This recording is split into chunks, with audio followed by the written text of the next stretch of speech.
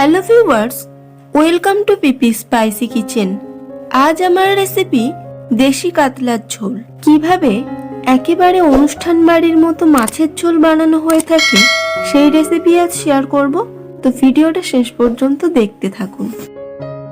এখানে আমি নিয়েছি 4 পিস কাতলা মাছ। মাছটাকে হলুদ, লবণ আর সামান্য লঙ্কার গুঁড়ো এবং সামান্য সর্ষের তেল দিয়ে ভালো করে মেখে নেব।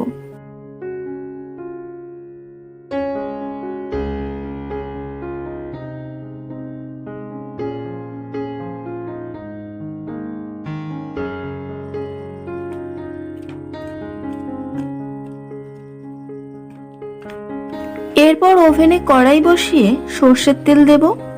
এরপর মাছের পিসগুলোকে ভেজে নেব।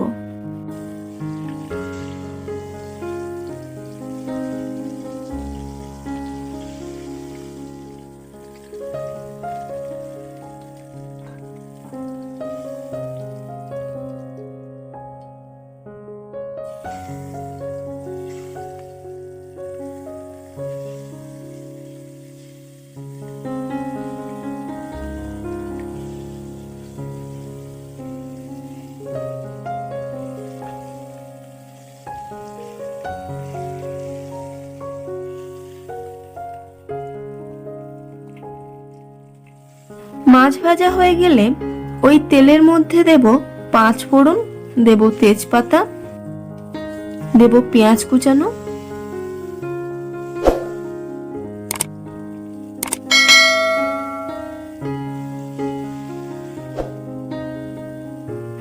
দিয়ে দেব 1 চামচ রসুন বাটা, দেব 1 চামচ আদা বাটা আর দেব 2টো কাঁচা লঙ্কা চেলা।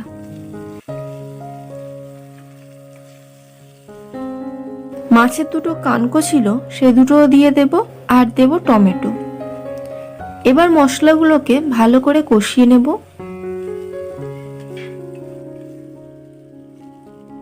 দেব হলুদ, দেব লঙ্কার গুঁড়ো, দেব কাশ্মীরি রেড চিলি পাউডার, তরকারিতে একটু রং আসার জন্য। মশলা দেওয়ার পর গ্যাসের ফ্লেমটা কমিয়ে মশলাটাকে ভালো করে কষিয়ে নিতে হবে। মশলাটা এরকম কষানো হয়ে গেলে এর মধ্যে লম্বা লম্বা করে কেটে রাখা আলুগুলো দিয়ে দেব। এবার মশলার সঙ্গে আলুটাকেও ভালো করে মিশিয়ে নেব। দেব স্বাদ মতো লবণ,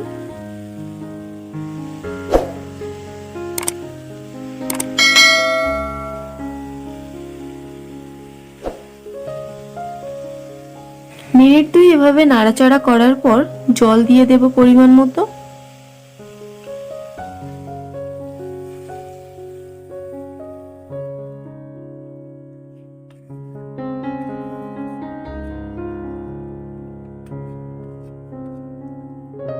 এরপর ঢাকনা লাগিয়ে নেব।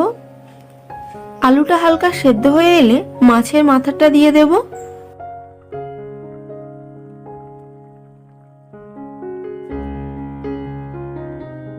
আবারও ঢাকনা লাগিয়ে মিনিট 2 অপেক্ষা করার পর এরপর বাকি মাছগুলোকেও দিয়ে দেব। এবার ঢাকনা লাগিয়ে ভালো করে সেদ্ধ করে নেব আনাজ। রান্নার শেষে জিরে মশলা দিয়ে তরকারিটাকে নামিয়ে নেব।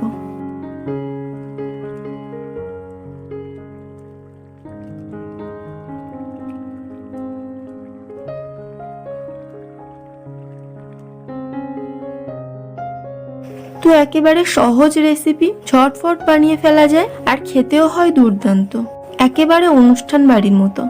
তো রেসিপিটা কেমন লাগলো কমেন্ট করে অবশ্যই জানাবেন। ভালো লাগলে একটা লাইক, আর আমার চ্যানেলে যারা নতুন তাদের কাছে অনুরোধ চ্যানেলটিকে সাবস্ক্রাইব করার। সবাই ভালো থাকবেন, আবার ফিরবো নতুন কোনো রেসিপির ভিডিও নিয়ে।